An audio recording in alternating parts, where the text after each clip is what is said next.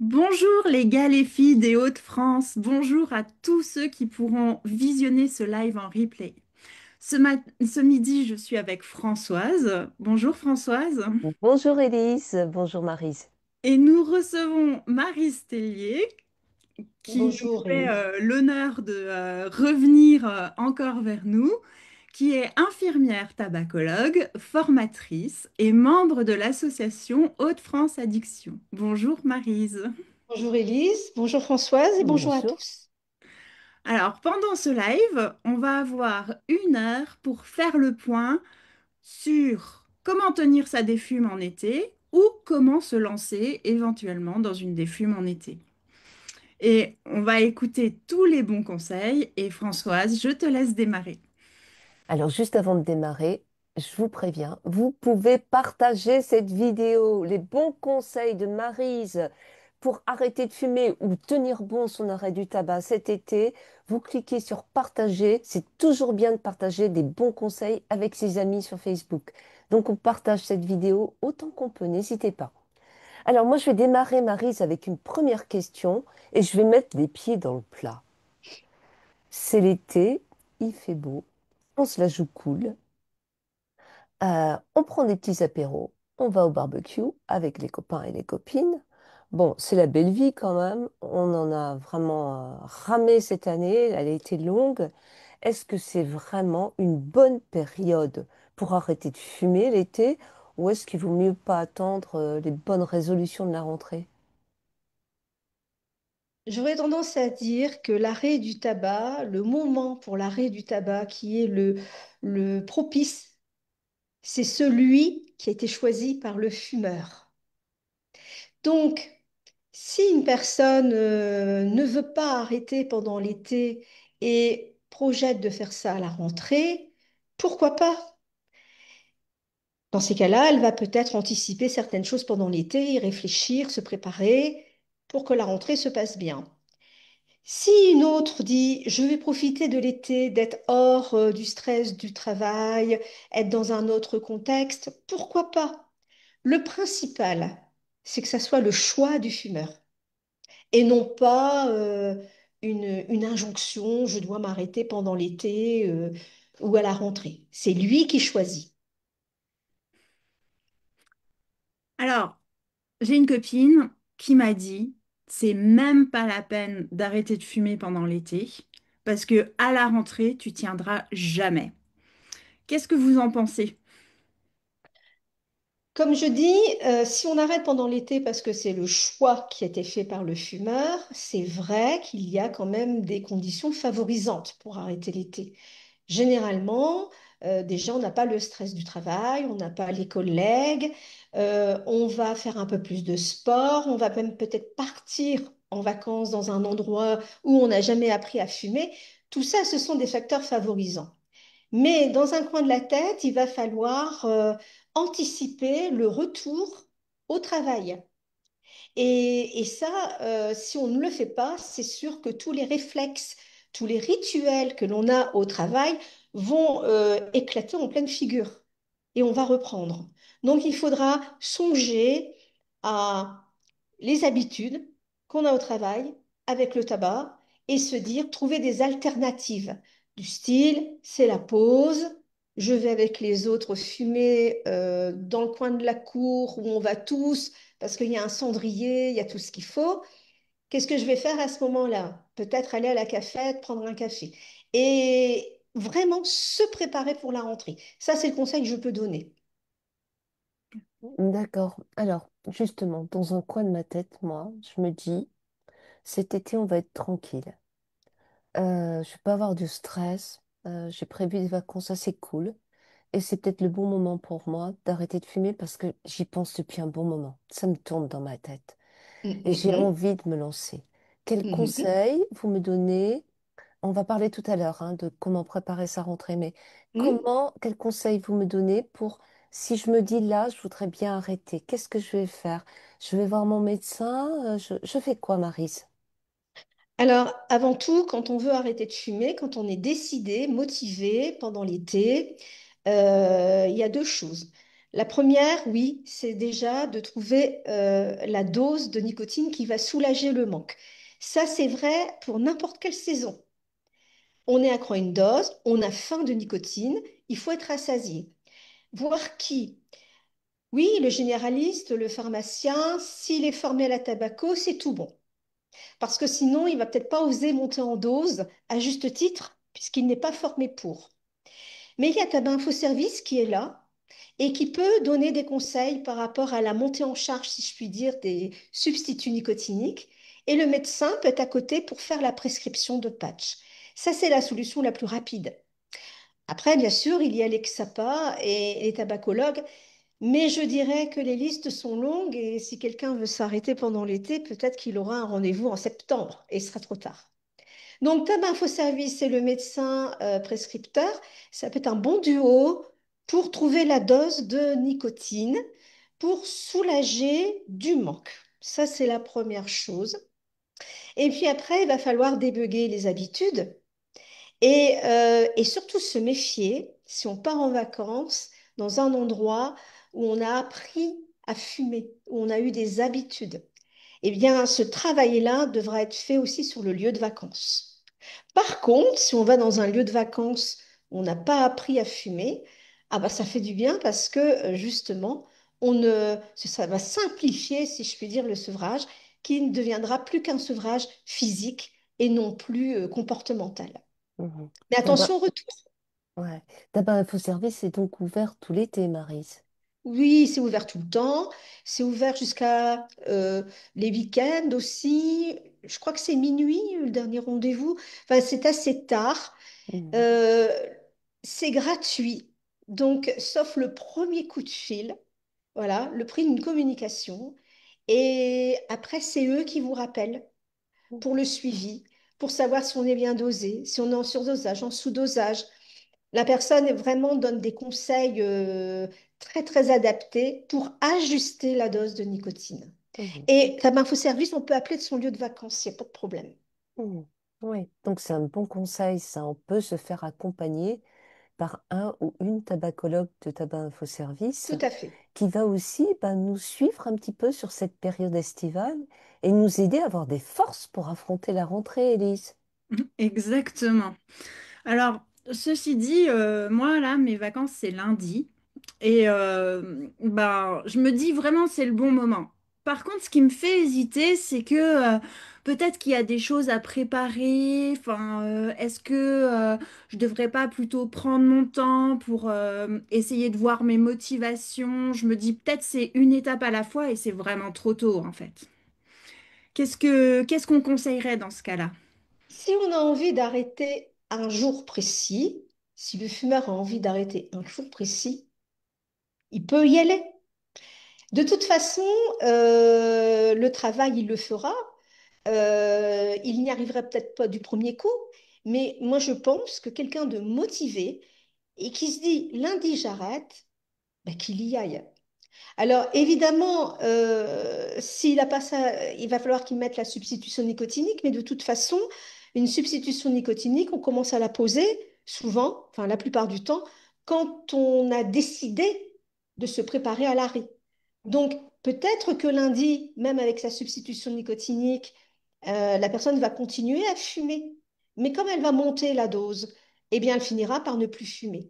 Mais je crois que quand quelqu'un est décidé et a fixé un jour, il a toute légitimité pour passer à l'action, en tout cas, qui n'est pas forcément l'arrêt total, mais qui est un début d'un processus qui va amener à un sevrage. Mhm. C'est très important ce que vous dites parce qu'on n'est pas toujours au courant que même avec une substitution, même un patch, ça se peut qu'on continue à fumer. Ce qu'on va faire, c'est qu'on va observer comment ça se passe et au fur et à mesure augmenter sa substitution. Mhm. On Voilà. va revenir là-dessus, justement, Maryse. Oui. Je suis en vacances, j'envisage d'arrêter de fumer, je suis vraiment dans cette perspective. Mais j'ai besoin d'un peu de temps pour apprivoiser ma défume, pour prendre le contrôle de tout ça. Et puis moi, ça me fait très très peur d'arrêter d'un coup. Je vais diminuer. Comment je fais concrètement? Expliquez-nous. Je vais, Alors concrètement, voilà. voilà, concrètement, Il faut déjà savoir qu'un fumeur est accro à une dose de nicotine, pas à un nombre de cigarettes. Je crois que là, c'est très important d'avoir cette notion-là. Ça dépend du nombre de récepteurs ouverts dans son cerveau. Donc, chaque fumeur est accro à sa dose. Le problème avec le tabac, c'est que la cigarette, c'est un réservoir très important de nicotine. Et non, en réalité, notre fumeur va puiser ce qu'il a besoin. Et le reste, eh bien, va rester dans les cendres, va être exhalé par la fumée. Mais le cerveau de notre fumeur prendra sa dose. S'il diminue le nombre de cigarettes, eh bien, il va tirer plus fort sur ses cigarettes, mais au bout du bout, dans la journée, il continuera à prendre sa dose de nicotine. Or, Dame Nicotine de la cigarette, elle vient mais accompagnée de sa cour de 7 000 substances toxiques. Donc, que l'on diminue le tabac, si je prends 20 cigarettes, je diminue à 5 cigarettes, je vais tirer 4 fois plus sur les cigarettes restantes, mais je vais garder le même tabagisme. Donc, ne pas diminuer comme ça ne sert à rien, entre guillemets. Je veux dire, biologiquement parlant, ça ne sert à rien. Par contre, diminuer avec des patchs, c'est pas du tout la même chose. On Oui. diminue vraiment, puisque on apporte de la nicotine par les patchs, c'est de la nicotine que l'on ne prend pas avec la cigarette. Mhm. Et plus on augmente la dose de patch, moins on tire sur la cigarette. Et quand on arrive à la dose de rassasiement, eh bien, de manière naturelle, on n'a plus du tout envie de prendre une cigarette. Mhm. Ça, Et c'est c- physique. ouais. Et ça, c'est magique parce que les gens s'en Oui. rendent compte. On dit, ouais, ton patch, c'est de la gnognotte, etc. Hmm. Mais quand on le colle, non seulement on tire moins fort sur sa clope, parce que sans s'en rendre compte, on tire à fond sur ses clopes quand on diminue, hein, Mhm. pour avoir sa dose. Hein. Junkie un Mhm. jour, junkie toujours. Mais on se rend compte qu'on est moins obligé de tirer comme un malade dessus, et puis qu'à la fin de la journée, ben, il reste plus de clopes dans le paquet. Et on dit, mais Voilà, bah, à tout compte fait, ça marche ton truc. voilà. Et c'est très motivant Ah oui. parce que la personne qui va tirer moins, elle va prendre moins de monoxyde de carbone, elle va prendre, donc déjà le monoxyde de carbone, elle va en prendre moins, elle va mieux respirer. Bon, c'est pas encore, mais c'est déjà ça. Elle va se rendre compte que le goût, les odeurs, tout ça, ça commence à revenir un peu. Et donc, du coup, ça lui donne envie d'augmenter sa dose de patch. Elle voit que c'est encore mieux. C'est ce qu'on appelle, et le terme ne m'appartient pas, hein, c'est ce que dit le professeur Dosenberg, le plaisir d'arrêter de fumer. Alors, vous avez un site du professeur Dosenberg qui s'appelle Le plaisir d'arrêter de fumer. N'hésitez pas à aller sur ce site. C'est un site qui est fait pour vous, moi, pour tout le monde, avec plein de petits conseils pratico-pratiques pour arrêter de fumer cet été aussi. Élise, Alors, en été, vous nous avez donné quelques indications. Quelles sont les situations où on va vraiment se sentir mieux sans tabac? Alors déjà, si on est en famille, avec des enfants, on aura pu aller se cacher, si je puis dire, pour aller fumer. En règle générale, les fumeurs n'aiment pas fumer devant leurs enfants ou en famille. Et là, bah, la vie familiale sera beaucoup plus sereine, surtout si on a des activités familiales. On reprend un peu de souffle aussi, généralement en vacances. On fait quelques petites activités physiques sans forcément parler sportive. Mais si on se promène, si on monte des escaliers, si on va au bord de la plage, si on va nager, bah, on respirera quand même un peu mieux. Et puis surtout, on ne sera pas là à compter ses cigarettes aussi, à se mettre la pression en disant oh là là là là, c'est le week-end, il me manque autant de cigarettes, la contrainte d'aller les chercher absolument pour tenir la journée. Ce sera une contrainte en moins pendant les vacances, ce qui est très très appréciable dans un moment où on est cool, quoi. ouais, c'est Voilà un peu important. grosso modo ce que je vois, mais il y a Ouais. plein d'avantages. On a parlé de motivation, Maris. Mhm. Vous avez prononcé plein de fois ce mot-là. Ah oui. Alors, je suis motivée pour arrêter. J'ai peur, mais je suis motivée. J'ai envie, mais j'ai pas envie en même temps. On hésite, hein, on est dans cette phase qui n'est pas si évidente. Hein. On dit que le rêve de tout fumeur, c'est d'arrêter tout en continuant à le faire. Mais est-ce que cette motivation, ça se travaille comme on travaille un entraînement? Est-ce que ça vaut la peine d'écrire une lettre d'adieu à la cigarette? Est-ce que ça vaut la peine d'écrire la liste de mes motivations? Est-ce que ça vaut la peine que j'embauche tout mon entourage pour m'encourager façon t'es la meilleure? Ou est-ce que vaut mieux que je travaille ça toute seule dans mon coin? Qu'est-ce que vous en pensez? Alors, la motivation, c'est sûr, ça se travaille régulièrement. C'est quoi la motivation? Eh bien, c'est un renforceur qui va permettre l'acquisition de réflexes où la cigarette ne s'inscrit plus et qui va aider à les maintenir, ces réflexes. Si la motivation, on ne la réactive pas, elle va s'effondrer. Et on va revenir à ses anciens démons, on va reprendre ses anciennes habitudes où la cigarette s'inscrit. Je prends un exemple, j'ai pris l'habitude d'aller boire un café au lieu d'aller dehors fumer. Oui, mais si je n'y prends pas garde, eh ben, le naturel va revenir au galop et je vais revenir à côté du cendrier dehors. Donc, quand on sent que ça nous titille, on doit se poser et se dire, alors on peut le faire par écrit, on peut, il n'y a pas de souci, mais se dire, euh, pourquoi j'ai voulu arrêter de fumer et faire le point. Pour mon budget, pour les odeurs, ah ben oui, le budget c'est super, on part en vacances plus loin, ma femme se plaint plus des odeurs, mon enfant me dit plus que je pue la mort, je vous cite des choses que j'ai entendues, Hmm. et aussi se poser, mais qu'est-ce qui m'est arrivé de bien depuis que je suis à l'arrêt et que je n'avais pas prévu? Je me régale mieux à table, avec des fruits et des légumes. Avant, c'était insipide. Et en faisant ça, la personne s'automotive. Mais parfois, l'automotivation, elle a quand même ses limites. Alors, c'est vrai que ces questions-là, si c'est quelqu'un, ressource dans la famille, qui peut les poser, euh, et qui peut aussi stimuler, le coacher en félicitant, en disant, mais voilà, tu t'es arrêté depuis 8 jours, c'est génial. Donc, tu continues, il faut continuer. Et qui lui pose ces deux questions sur la motivation, eh ben, ça relance la machine. La motivation, c'est un renforceur qu'on doit relancer, relancer. C'est le coaching, mais ça, c'est la motivation pour tout, pour le travail, pour l'acquisition de compétences. C'est ce qui fait l'apprentissage, en réalité, d'une vie sans tabac. Mhm. Surtout que les motivations, elles changent au fur et à mesure qu'on avance. Bien sûr, parce qu'on découvre aussi, la boîte à motivation, elle se remplit Tout à au fait. fur et à mesure. On a des motivations au départ, mais on constate que beaucoup de bonnes choses arrivent et on a envie que ça continue. Mais il faut se poser une fois de temps en temps et de faire le bilan et remplir la boîte, si je puis dire. Et il faut le faire régulièrement. Malheureusement, la motivation ne se maintient pas au zénith. C'est quelque chose de très fluctuant et ça se travaille et ça se relance, ou par soi, ou par une personne ressource dans la famille, ou les amis, ou un soignant, ou un pharmacien, que sais-je encore, du moment que c'est un coaching dans le sens de l'arrêt. Mhm. Élise. Alors, je vais arrêter de fumer. Je suis plus ou moins décidée, mais quand même, j'ai super peur, quoi. Comment est-ce que je peux dépasser cette crainte d'échouer? Alors, il faut savoir déjà que le tabac, c'est un besoin.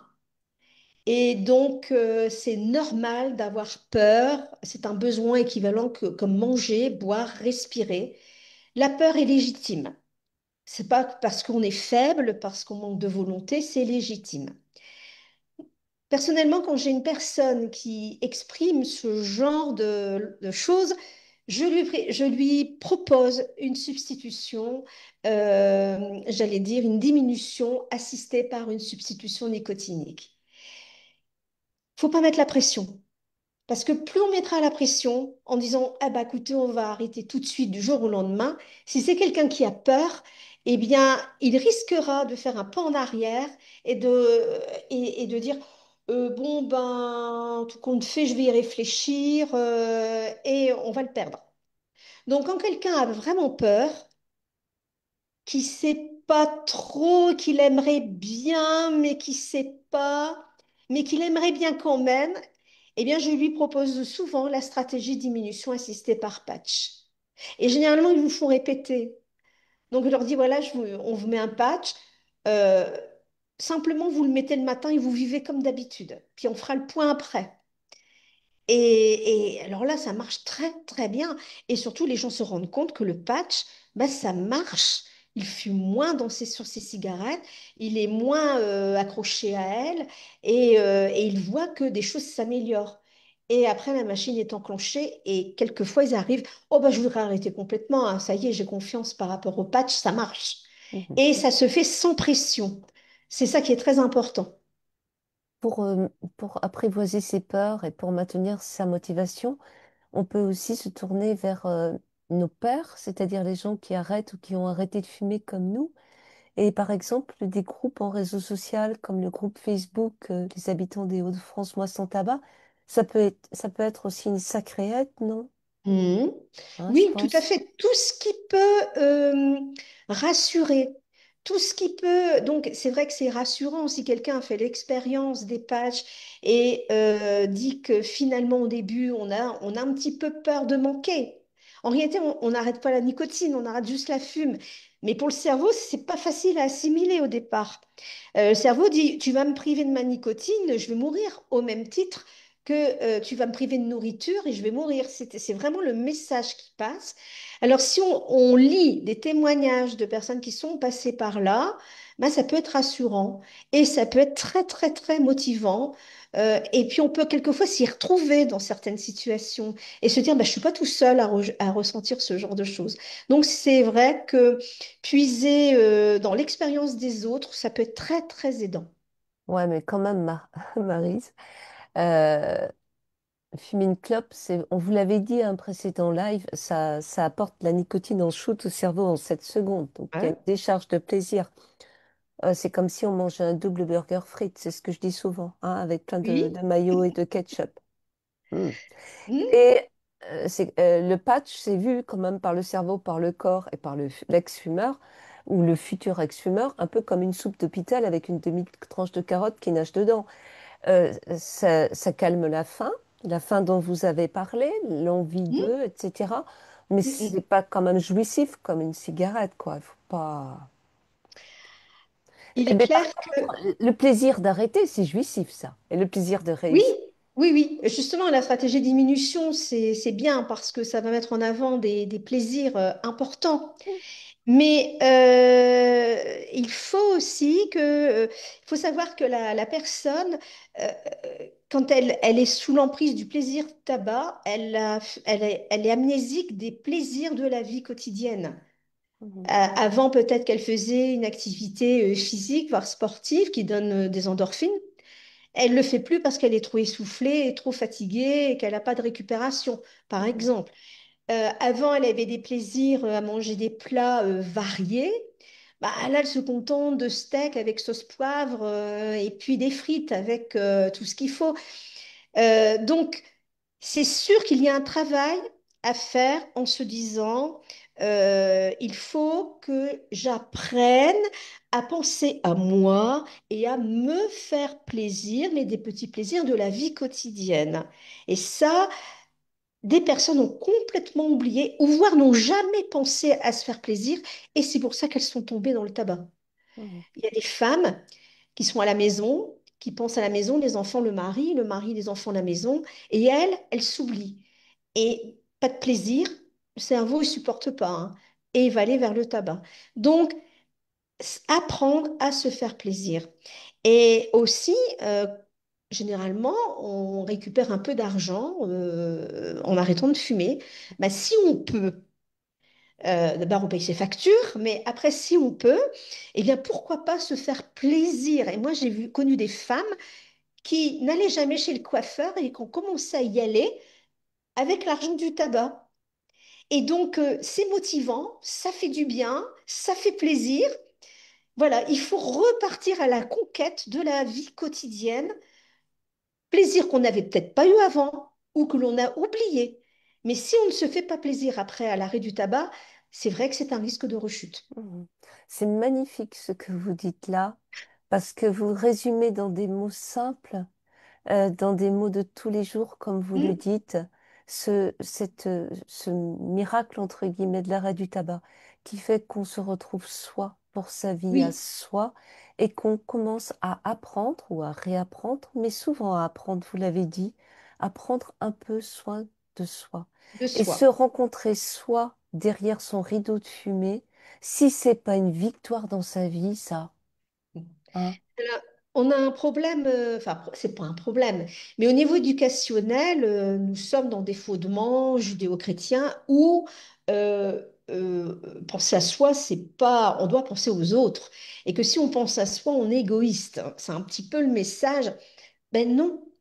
Je disais à mes patients, pensez à vous, vous serez bien dans votre tête, bien dans votre corps, bien dans l'arrêt du tabac, et ça va se refléter sur votre environnement. Donc, ce sera que du positif pour votre environnement. En pensant à vous, mais vous allez faire, vous allez être bien vis-à-vis des autres. Donc, quelquefois, les gens ont tendance à oublier qu'il faut un peu ce mouvement-là pour être bien et être bien avec les autres. merci, Élise. Alors, vous nous avez dit qu'on pouvait préparer les moments qu'on pensait être difficiles. L'été, typiquement, barbecue, rencontre en amis, temps dans le jardin, sur la Le terrasse. petit verre de rosé. Ah bah, peut-être. Mais moi, je trouve que ça, c'est un moment vraiment convivial. Enfin, c'est ce qui me fait vraiment plaisir l'été. Sauf que quand ça arrive, ça veut dire que c'est la cigarette. Donc, comment concrètement est-ce que je peux préparer ces situations, que je veuille arrêter de fumer ou pas tout de suite?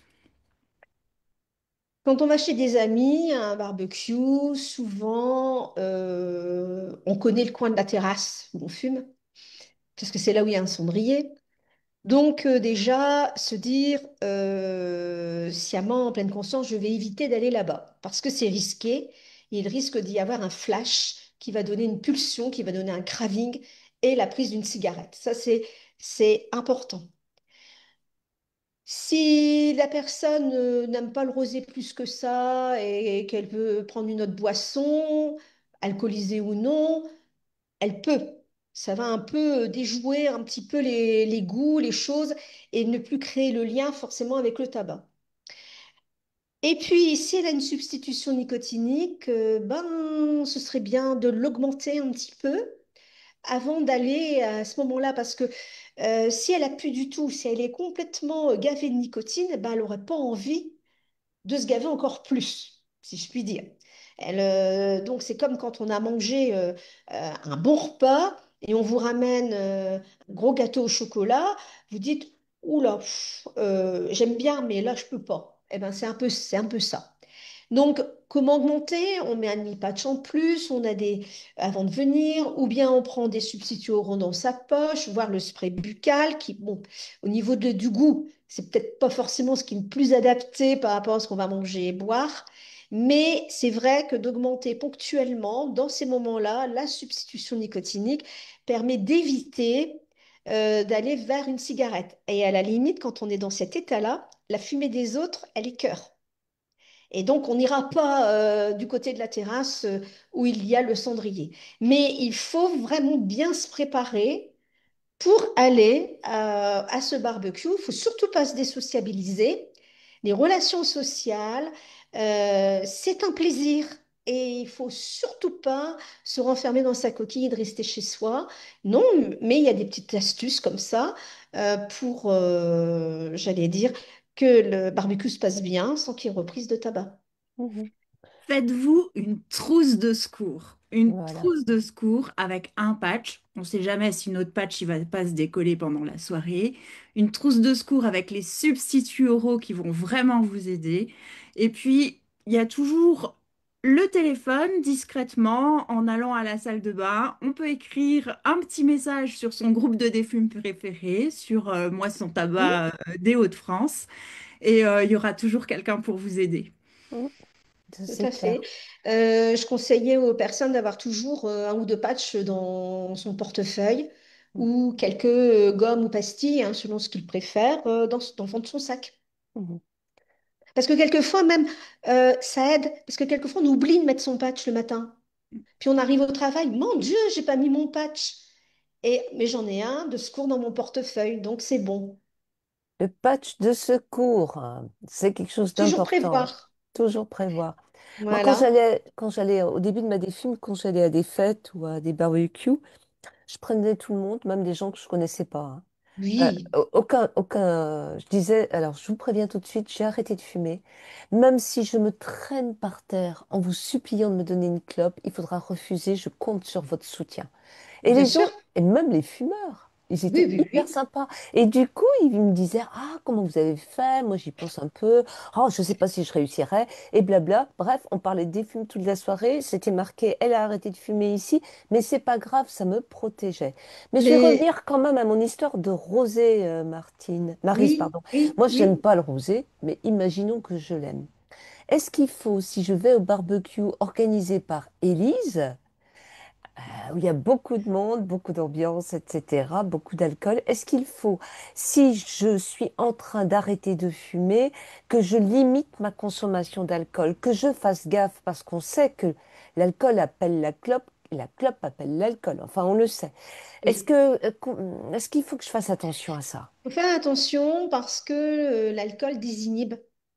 Et donc, c'est un peu les faire chercher d'ailleurs. Mais pour le fumeur, eh bien, au début, il devait être déterminé, on va dire pas de cigarette. Et puis après, voilà, avec l'alcool, on fait la fête. Oh, et puis, c'est pas pour une, hein. On est beaucoup plus permissif avec soi-même lorsqu'on a consommé un peu d'alcool, euh, pas forcément sans être ivre, hein, mais on est un petit peu plus désinhibé et on va consommer. Donc, c'est un risque, oui. Donc, ce que je peux conseiller, c'est de siroter son verre pour éviter qu'il soit vide et qu'on vous le remplisse, déjà, de boire de l'eau entre deux, parce qu'on peut avoir soif aussi, hein, le barbecue l'été, le rosé, c'est frais, on a un sentiment que ça désaltère, mais pas du tout. Donc, évitez d'avoir soif, parce que sinon, on va vider son verre très vite, et puis on va vous en remettre un, et on va être désinhibé, et on a un risque de reprendre une cigarette. Mhm. Et puis avoir deux verres. Un verre avec de l'alcool Et et de un l'eau, verre sans alcool, de l'eau ou tout à tout ce que fait. vous voulez. Et s'arranger pour que son verre d'alcool soit toujours plein. On ne vous C'est ça, proposera jamais à boire si votre verre est plein. Et du tout à coup, fait. vous buvez à côté, vous avez un verre plein, personne vous dit, ah, tu bois pas, gna gna gna gna, t'es enceinte, gna voilà. Et du coup, vous êtes tranquille. Et ça vous permet d'être un peu plus en sécurité quand même, parce que c'est vrai, ça crée une fragilité. Si on boit plus de deux, trois verres, il y a des choses qui lâchent, hein. Ah oui, on n'est plus Comme vous soi-même, l'avez dit. vraiment. Ouais, ouais, Voilà. ouais. On dit c'est la fête, ouais, allez, c'est pas pour Oh, un. Et une pouf, petite, un hein? cigare. Élise. Alors, on a parlé des moments super conviviaux, mais moi, la cigarette, ça m'aide aussi dans les moments où j'ai envie d'être un petit peu toute seule, en dehors de la vie familiale. Est-ce que il va falloir que je me trouve des activités, d'autant plus que quand on arrête de fumer, quand même, on se retrouve avec beaucoup de temps dans la journée. Alors, les moments tout seul, avec le tabac, c'est des moments de détente, quoi, finalement, que l'on s'octroie. Je dirais que c'est pas des moments de détente du tout, donc ça faudra bien dire au fumeur déjà qu'il a le sentiment d'être détendu parce que ça détend les muscles, mais qu'en réalité il stresse à mort, il se donne des shoots d'adrénaline et de cortisol, et donc c'est pas de la détente du tout. Généralement, ils ne le savent pas, ils ressentent cette relaxation musculaire. Donc déjà, décourager peut-être un peu la personne de faire ça en se disant qu'en réalité, c'est contre-productive. Elle se fait avoir par le produit. Alors, remplacer ça, bah, oui, si on veut un petit moment à soi, où on va se détendre, il y a plein de choses. Il y en a qui peuvent et qui vont aller dans un endroit, vont lire. Il y en a qui vont faire un sudoku. Ou si je veux profiter d'une pause et d'aller dehors fumer pour ne plus être avec les collègues de travail, sortir pas à l'endroit où je fais ma pause habituellement, mais il y a des petites applis, hein, qui existent, hein. Il y a la cohérence cardiaque, il y a Respirelax, il y a des tas de choses, petites choses comme ça. Et là, vraiment, on est recentré sur soi et on se détend vraiment. Mhm. Donc, avec le téléphone portable, il y a plein de petits moyens hein, pour passer ce moment-là dans la détente face à soi-même. Mhm. Moi, je jouais des jeux. Tu as joué à des jeux, Elise, quand tu as Ah ouais, arrêté de ouais, je fumer? cassais des briques sans Ah, cesse. moi aussi. Voilà, c'est J'étais ça. Il trop faut bonne. trouver quelque Je chose faisais qui le plaît. mahjong en Hmm. non-stop. Oui, moi j'avais une dame, elle faisait des sudoku. Ah bah oui. Elle disait, je voulais je prenais un sudoku et puis ou un mot fléché et je faisais quelques mots le temps de ma pause et puis après elle laissait tomber puis elle le reprenait. Mais il faut trouver quelque chose qui plaise et quelque chose à décharge quoi, Mhm. finalement. Ouais, ouais, c'est ça. C'est Pour la intéressant. cohérence cardiaque, vous pouvez Oui. aller chercher l'application gratuite Respire Relax Plus. Plus. On commence 3 fois par jour, 5 minutes, et vraiment, c'est quelque chose qui à terme diminue l'anxiété, le stress. C'est très très efficace. Mhm. Alain nous suggère, et pour les fumeurs de rouler, l'origami. Bah oui. Ça occupe aussi les mains, le tricot. Enfin, Oui. bref, tout Oui. ce qui peut se mettre à la broderie, se mettre au coloriage pour adultes, on Mhm. rigole, Les mais c'est mandalas. vraiment pas des bêtises, hein. Ça rend zen et ça occupe les mains. Et pendant Et qu'on il, fait ça, on fait pas autre chose. et il faut que ça soit une activité qui plaise. Mhm. C'est très important, ça. Ouais, tout à fait, Je tout ne à fais pas fait. ce que les autres me disent, je fais ce que j'ai envie. Bien sûr. Donc, il faut que ça soit un petit plaisir qu'on s'octroie ponctuellement le long de la journée. Oui, tout à fait. Mais ça, c'est très, très important parce que ça vient justement en lieu et place des moments Hmm. où on fumait. Alors, ça fait peut-être un peu jambe de bois à un moment, mais n'empêche que ça marche. Et ensuite, eh ben, on est beaucoup plus libre et puis on va pouvoir faire autre chose sur ces moments-là. C'est sûr. Mais sur cet espace-temps-là, faites-vous aider par des petits trucs comme ça qui vont structurer vos journées, vous aider à vous en sortir. Alors justement, Maris, on a parlé des patchs une fois, deux fois, trois fois, 10 fois là depuis le début de ce live. Je vous aime beaucoup. Mais le patch, l'été, un, je sue. Deux, ça se décolle. Trois, ça me donne des rougeurs. Et quatre, est-ce que je peux aller au soleil avec mon beau maillot de sirène? Bon, il y a beaucoup de choses là à dire. Bon, déjà, les patchs, on peut les mettre partout. Donc, on peut les mettre sous le slip de bain parce que un bronzage avec des taches rondes, des carrés ou carrés peut mieux faire. Donc, on peut le mettre sous le slip de En haut bain. des fesses. Hein, oui, voilà, un endroit que l'on ne voit pas. Et puis, en plus, il y a quelque chose qui soutient. Après, si on a un patch qui se décolle, il n'y a pas de souci, on peut en recoller un autre. Il n'y a pas des histoires de surdosage. En réalité, ce qui est noté sur les boîtes, ce sont des débits. Donc, le patch ne débitera pas plus que ce qu'il doit débiter puisqu'on l'enlèvera à un moment donné. Donc, on peut le remplacer, peut-être, alors en fin de journée, ce serait peut-être un peu, en fin de soirée, bon, on risquera d'avoir un peu plus de nicotine parce que normalement, la nicotine des patchs baisse de manière naturelle un peu la nuit. Mais si, par exemple, je vais à la piscine, il s'est décollé, à midi, je reviens, j'ai plus de patch, je peux en remettre un. Et puis, si vraiment c'est canicule, je peux vraiment pas le mettre, bon, là, c'est sûr, il y a des substituts oraux qui sont dosés à 4 milligrammes. Donc, vraiment, dans ces moments-là, eh bien, prendre le substitut oral et prendre selon ses besoins, ça peut être aussi une aide. Et enfin, si vraiment j'ai la canicule pendant 15 jours et que je peux vraiment pas mettre un patch, on peut basculer vers la cigarette électronique. Vaut mieux ça que la reprise du tabac. Mhm. Et Mais il déjà, existe aussi des sparadraps spécial piscine qu'on peut coller sur son patch. Des larges bandes, hein, paf, on colle sur le oui. patch, ça résiste à l'eau. Et donc, du coup, on peut aller se baigner beaucoup plus facilement, avec moins de risque de perdre son patch. Ou si on sue, c'est quand même plus facile, Mm, quoi. mm, mm, mm. Mais c'est vrai que parfois, il y a des gens, tous décollent. Hein. Ah oui. J'ai eu des personnes, on avait beau mettre tout ce qu'il fallait dessus, des gens qui transpirent énormément, tous décollent. Donc, les substituts oraux fortement dosés, voir si vraiment ponctuellement, pendant les grandes chaleurs, basculer temporairement vers la cigarette électronique. Vaut mieux ça que la reprise du tabac. C'est toujours ce que je disais à mes patients. Mhm. Mais On fera tout pour rester avec une substitution nicotinique, hein, au bien départ. sûr, C'est vraiment la bien sûr. solution de dernière chance, quoi. D'accord. Élise.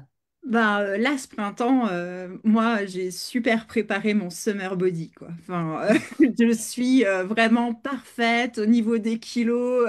C'est Oh, tout ce c'est que je merveilleux. voulais. Euh, c'est hors de question que cet été, je reprenne des kilos, hein. Comment est-ce que je peux faire? Est-ce que je dois changer mon alimentation? Est-ce que je dois faire du sport à fond? Alors, le tabac va faire fonctionner un petit peu la chaudière interne de manière un peu plus importante. Et donc, on brûle des calories quand on fume, sans rien faire. Et il n'est pas illégitime de prendre 2, 3 kilos lors d'un sevrage. Mais il n'est pas illégitime de les reperdre parce que souvent, on reprend une activité, pas intensive, hein, une activité physique que l'on ne faisait plus parce qu'on était trop essoufflé et trop fatigué. Donc, une grosse majorité des fumeurs ne prennent pas de poids. Par contre, il y a quelques règles à suivre. Déjà, la substitution nicotinique, il faut être bien dosé. Si on n'est pas bien dosé, eh bien on risque, s'il nous manque de la nicotine, on risque de compenser avec la nourriture. Donc dès que l'on voit que l'on finit par prendre, par exemple, 3 kilos en un mois, là, ça va pas. Ça veut dire qu'on va en avoir 15 à la fin du sevrage. Donc, ça veut dire que la substitution n'est pas assez dosée, il faut la monter. Ça, c'est le premier piège. La descente aussi, pas descendre trop vite. Parce que si on descend trop vite, on risque de compenser aussi avec la nourriture. Ça, c'est une première chose. La deuxième, si je puis dire, le fumeur, particulièrement les femmes, ont leur goût qui change. Déjà, le fumeur en général, au niveau des saveurs et des odeurs, eh ben, il ressent plus rien. Donc, le goût, c'est dans le gras. Et donc, il va manger beaucoup plus gras. C'est-à-dire qu'il préférera une entrecôte à un steak grillé, quoi, hein. Donc ça, c'est la première chose. Donc, qu'il réapprivoise son goût aux autres aliments qu'il avait laissé tomber parce que c'était insipide, les fruits, les légumes. En plus, ça facilitera le transit. Et enfin, la femme va avoir je parle des femmes parce que c'est elles souvent qui ne veulent pas prendre de poids. Il faut savoir que lorsqu'on est fumeur, chez la femme, le tabac augmente les androgènes. Les androgènes, c'est fait pour ces messieurs, hein, et c'est fait pour faire du muscle et faire fondre les graisses. Donc la femme qui va s'arrêter, eh bien, qui va fumer, va être comme les hommes. Les hommes ont plutôt une tendance à chercher les protéines pour faire le muscle. Donc une fois que ça s'arrête, bah, si la femme ne se met pas en question en disant ah oui, je mange beaucoup de viande et des viandes grasses, mais je pourrais me régaler tout autant avec un steak grillé et en mangeant moins, et je retrouve le goût donc en remettant un peu plus de légumes, c'est-à-dire récupérer une alimentation équilibrée, pas de régime, alimentation équilibrée. Le fumeur, tant soit peu, il finit par avoir un déséquilibre au niveau alimentaire dû à l'aspect hormonal et aussi à l'aspect du blocage des odeurs et du goût. Mhm. Oui, Voilà. et puis le fumeur, même s'il est plus maigre qu'il n'aurait dû l'être s'il n'avait pas fumé, il capitalise quand même des graisses internes au Oui, niveau de l'abdomen tout qui à sont les fait. plus mauvaises pour la Voilà. santé, les gars, les filles. Et- Dites pas que vous êtes mince, c'est c'est pas ça. Le vrai. Vous avez de tabac, la graisse cachée qui donne on est des bien maladies d'accord. cardiovasculaires. C'est peur. Le tabac, de toute façon, une femme qui va avoir les androgènes et qui est fumeuse, non seulement elle va stocker des graisses viscérales, donc à l'intérieur du corps, qui sont extrêmement toxiques, mais en plus, elle va grossir comme un homme. Hmm, Et elle va prendre du bidon, voilà, comme un homme. Donc, ça n'a absolument rien de féminin et c'est très dangereux. d'accord. Donc, si j'ai bien compris, Maryse, moi, je traduis en mots de tous les jours. Je me Oui, substitue ras la gueule. Voilà, On le est mieux bien d'accord? possible, autant que j'ai besoin. Si je Tout veux à pas fait. prendre 1 gramme, c'est de la nicotine que je dois augmenter et pas les calories que je dois diminuer. Par contre, je vais diversifier mon alimentation parce que cerise sur le gâteau, je redécouvre les odeurs Les et le goûts. goût. Et ça, c'est top, le goût d'une fraise quand on Et a arrêté de fumer. manger à table. Bien sûr. Retrouver la convivialité. Alors, il y a la notion du plaisir, mais prendre le temps de manger aussi. Dépasser les 20 minutes, parce que pendant 20 minutes, on peut engloutir tout et n'importe quoi. C'est ça. Attendre qu'il y ait cette réaction de faim qui se coupe au bout de 20 minutes. Mhm, Et retrouver la convivialité, c'est le plaisir. Donc mhm. les fast-food, manger debout en 10 minutes, tout ça, évidemment, ça fait grossir. C'est fini. Moi, je vais vous raconter une histoire, Maryse. Quand j'étais fumeuse, et j'étais une très très grosse fumeuse, je travaillais. Tous les midis, j'allais manger dans un resto ouvrier. Et donc, je me tapais le buffet d'entrée avec plein de maillots et de la charcuterie. Après, je mangeais systématiquement tous les midis, tous les midis, tous les midis, une viande en sauce, si possible bien relevée, avec des frites. Je rajoutais du ketchup parce qu'il fallait que ça ait du goût. Et en dessert, je prenais une pâtisserie, et si possible aussi la plus grosse, et avec le plus de crème possible. Et roule ma poule. Et après, 2 heures après, j'allais me chercher une viennoiserie. Et nos soucis, je prenais pas de poids. Tu parles, je fumais de 50 clopes, ça bouffe des calories, les clopes, hein. Euh, Par contre, j'avais des habitudes alimentaires absolument désastreuses dont je me rendais pas compte. En arrêtant de fumer et en retrouvant le goût, comme vous l'avez dit, ça change tout. C'est-à-dire que le temps dont on a parlé, là, à jouer, etc., on va aussi pouvoir l'utiliser pour cuisiner et pour refaire à manger. Et ce plaisir d'être en cuisine et que les gens qui mangent avec nous disent, oh purée, qu'est-ce que c'est bon, c'est toi qui as fait ça. Et que nous, on est tout Mhm. fiers et qu'on goûte ce qu'on a fait et que c'est bon, vraiment, Oui, et ben ça voilà. change aussi la vie. Ça fait partie de ces petits plaisirs dont on parlait Voilà. tout à Le l'heure. plaisir de manger. Tout à Ouais, fait. tout à fait. Élise, après ton summer body, ça va rester dans les annales, je te signale, hein. Et Maryse qui t'a répondu par la chaudière.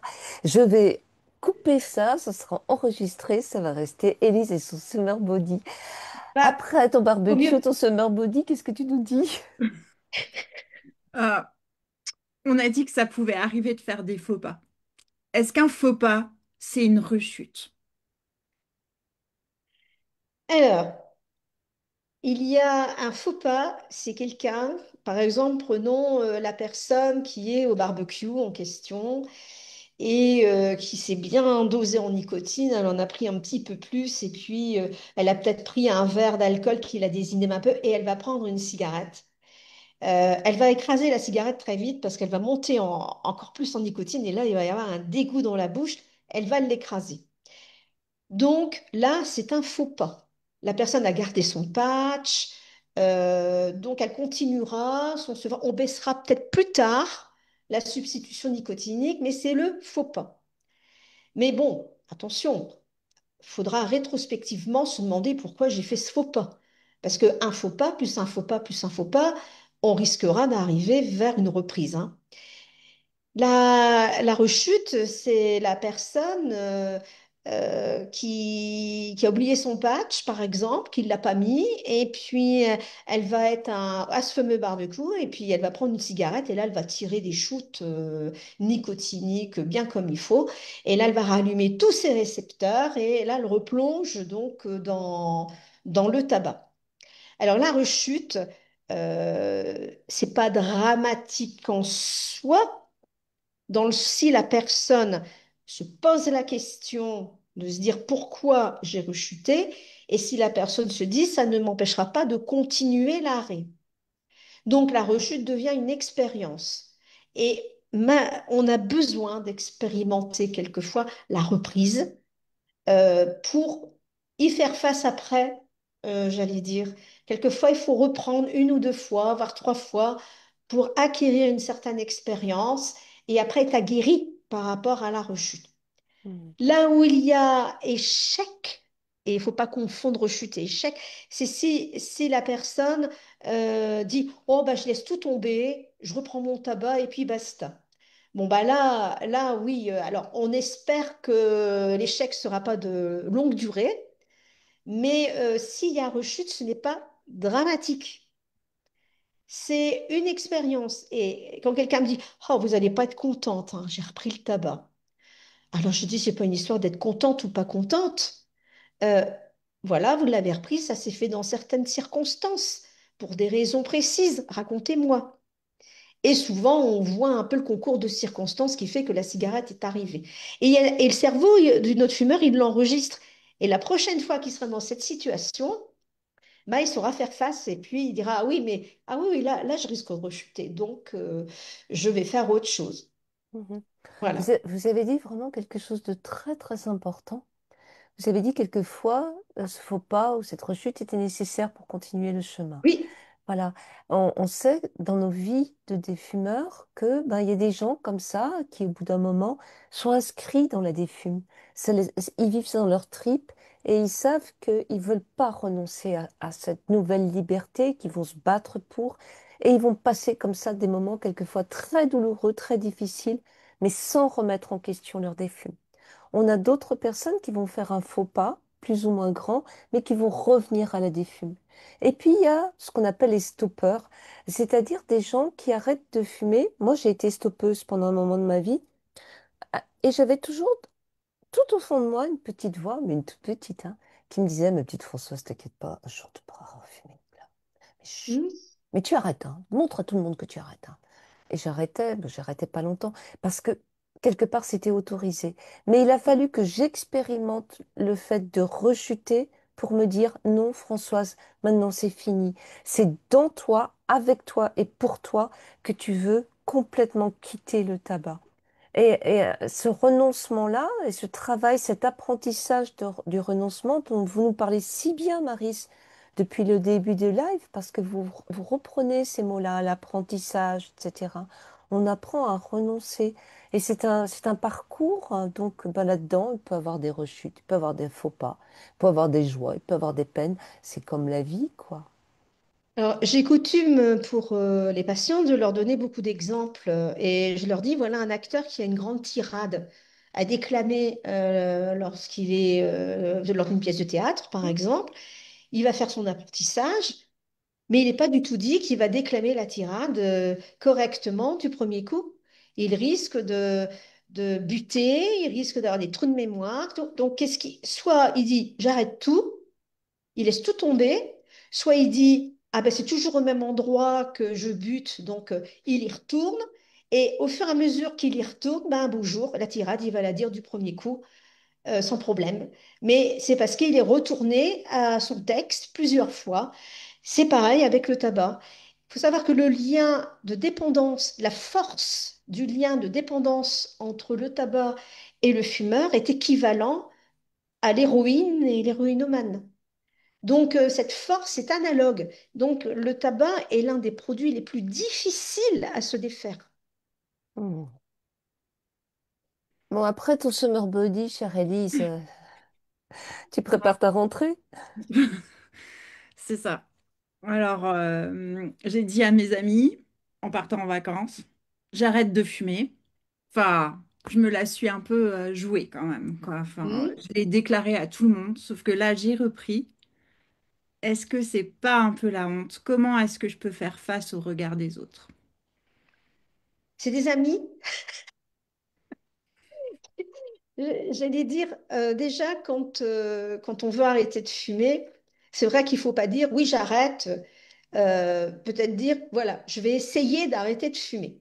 Déjà, ne pas se lancer en disant que j'arrête, parce que c'est vrai qu'après, vis-à-vis des autres, leur regard, bah quoi, t'as pas arrêté, t'as un manque de volonté. Bon.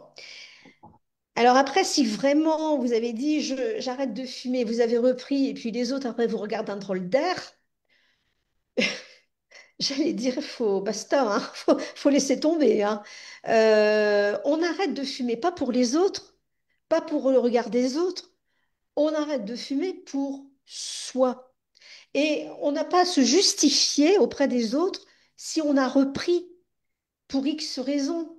Donc, si les personnes vous regardent d'un drôle d'air, bah, c'est pas vraiment des amis, c'est pas vraiment un soutien pour moi. Mhm. Et si vraiment ils sont, oui, ils vous regardent bizarrement, bah, c'est tout, hein. Faites abstraction. C'est pas, on n'arrête pas de fumer pour susciter l'admiration chez les autres. On arrête de fumer pour soi. Mhm. Et si on a repris, mais qu'on sait, on a compris pourquoi, et on sait au fond de soi que de toute façon c'est normal la reprise et que on va rebondir sur l'expérience pour être un peu plus aguerri et mener à nouveau un arrêt, eh ben, on peut être content de soi. Puis ce que les autres pensent, bah tant pis. Ben voilà. Voilà. Enfin, c'est mon point de vue. Vous avez raison. Hein, Élise, elle a raison, Maryse. Mais oui, mais en plus, rebondir, c'est tout à fait le terme, hein. Il y a un Oui. tabacologue qu'on aime à peu près toutes les trois qui s'appelait Molimar. Et lui, il Oh. dit que la défume, c'est comme les canards qui rebondissent Qui, voilà. pour pouvoir Oui, s'envoler. Donc, tout à fait. C'est tout à fait ça. Il avait fait une belle diapositive en montrant le canard qui remettait une patte dans l'eau et puis un beau jour, flouf, il s'envole. Eh ben, c'est Le vol du exactement ça. canard. Magnifique. Ah bon, Maryse, on arrive à la fin de ce live, mais on arrive aussi à la fin de nos vacances. J'ai arrêté de fumer. Élise a un summer body magnifique et Bronzé. bronzée. Elle a fait beaucoup de sport, elle s'est régalée avec des bons plats, elle n'a pas pris un gramme, tout va bien. Par contre, il y a la rentrée. Comment je vais faire pour supporter mon chef hystérique, mes collègues névrosés et la pression du boulot, les enfants, la rentrée, la belle-mère, enfin tout. Euh, Comment je fais? Est-ce que je garde une substitution bien haute pour justement ces premiers temps c'est pas le moment de baisser? Est-ce que je peux me permettre de garder une substitution bien haute pendant encore un petit moment? Et Alors, qu'est-ce que je vais faire? donc, tant que on ne ressent pas un goût, un mauvais goût dans la bouche, comme un goût de nicotine, la bouche pâteuse, on peut garder la même substitution nicotinique. Donc, si je puis dire, c'est pas le moment de baisser. Et même parfois, essayer, si vraiment on n'est pas sûr de soi, essayer d'augmenter à la limite. De toute façon, si la personne augmente et qu'elle ne ressent pas ce mauvais goût dans la bouche, eh ben, il n'y a aucun problème. Elle peut garder cette substitution. Donc, se gaver. Ça, c'est la première chose. Alors après, il faut passer en revue un peu aussi les rituels que l'on a au travail. Et changer quelque chose dans le rituel. Donc, j'allais sur la terrasse fumer parce qu'il y a le cendrier. Je vais plutôt aller à la cafette, prendre une boisson, voilà. Et surtout, réactiver la motivation pour maintenir ces changements de comportement. Donc, c'est vrai qu'il faut préparer sa stratégie avant d'aller au travail. Surtout si on a arrêté pendant l'été et pas avant. Et se dire, voilà, si mon chef me dit ça, ça et ça. Alors, déjà, il y a une chose. Si j'ai été en vacances, je me suis reposée, j'ai arrêté de fumer, je suis beaucoup moins stressée. Je suis beaucoup plus sereine et souvent j'ai beaucoup mieux dormi parce que le tabac fatigue et donne un sommeil de mauvaise qualité. Donc je suis peut-être mieux armée aussi pour faire face eh bien, au travail, à l'organisation. Ça, faut en être convaincu. Et on va peut-être être surpris de voir qu'on sera beaucoup plus calme vis-à-vis des collègues, vis-à-vis du chef. Il faut prendre conscience qu'on est beaucoup plus efficace, j'allais dire, parce qu'on a arrêté de fumer, on se sent beaucoup mieux dans ses baskets et avoir confiance en soi par rapport à ça. Mais Mhm. bien, rester bien dosé en nicotine, avoir confiance en soi et mettre en place les stratégies, parce qu'on fume, généralement, au travail, on fume à certains moments précis. Donc, qu'est-ce que je peux faire à ces moments-là? Comment je peux changer ça et puis maintenir ces changements en relançant sa motivation régulièrement. Puis si on a Ouais, une bonne copine au boulot, bah, lui en faire part aussi. Le bien soutien sûr. de l'entourage, c'est aussi très très important. Mhm. Moi, je fumais dans mon bureau et mon bureau était la pièce fumeur où tout le monde venait fumer. J'avais installé machine à café, petit gâteau, etc.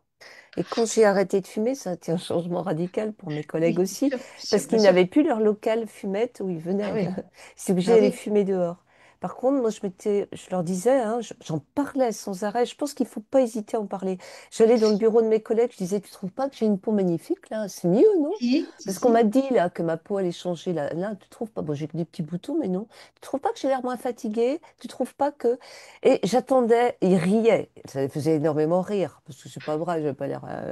Mais Mhm, ça leur donnait une implication vis-à-vis de moi pour me soutenir.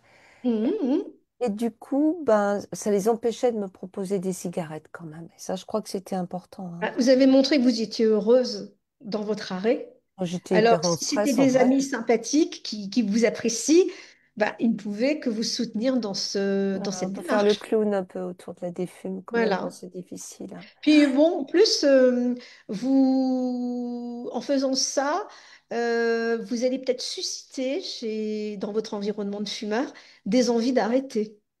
Bien sûr. Hein. Pas tout de suite, mais après. Oui, ça chemine tout Ouais, ça doucement. chemine, ouais.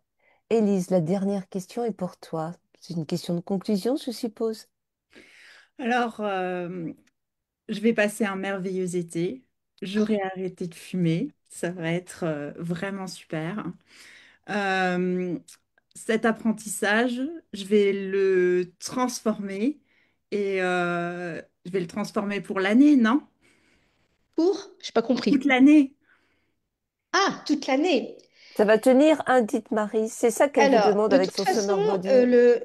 le débugage du cerveau, c'est-à-dire identifier les réflexes où la cigarette s'inscrit, changer quelque chose dans la séquence pour avoir un autre rituel où la cigarette ne s'inscrit pas, renforcer le nouveau rituel par la motivation, ça dure 1 an. Donc les vacances d'été en font partie.